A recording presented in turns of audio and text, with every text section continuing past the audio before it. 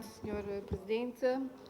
Relativamente a esta matéria, devo dizer que, ao longo dos 6 séculos, as diferenças que sempre existiram entre a nossa terra e outras regiões resultaram na adoção e evolução de técnicas agrícolas muito próprias, que tiveram por base as dificuldades do território, o isolamento, a necessidade e a pobreza dos solos originais, mas também a maestria da utilização dos recursos disponíveis, como o solo, a água, a biodiversidade e a energia do solo.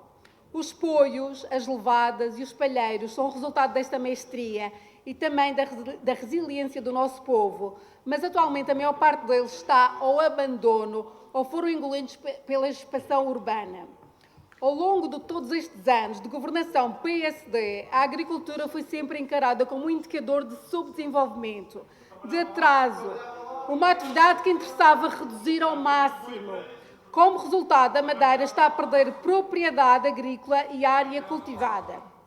Atualmente somos totalmente dependentes do exterior, a nossa paisagem e segurança estão em causa e o Governo adia proteger o pouco que ainda resta, a valorizar a propriedade e a produção agrícola, mantendo ad eterno um regime transitório que considera uma redundância a adaptação da região da reserva agrícola, alegando que os propósitos a salvaguardar já se encontram tratados em diversos instrumentos regionais, nomeadamente o Plano de Ordenamento do Território da RAM e os Planos Diretores Municipais.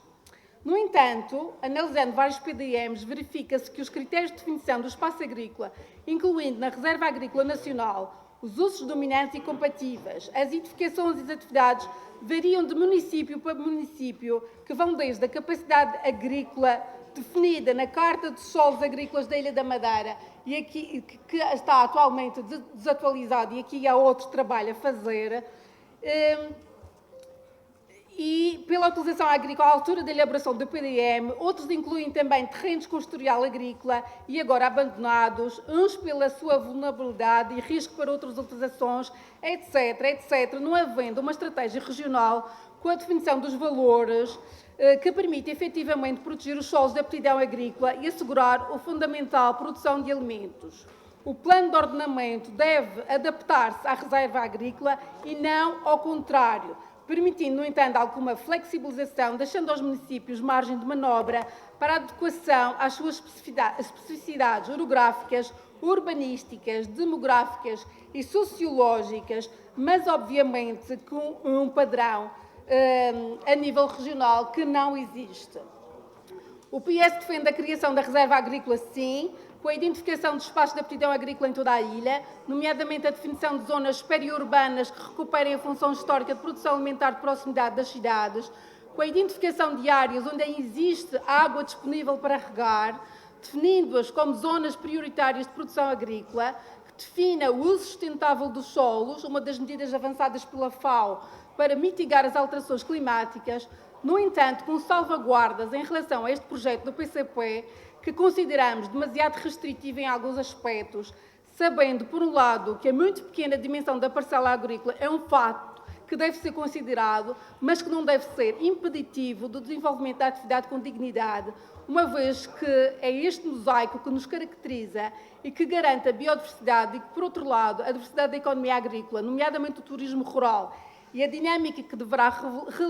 revelar,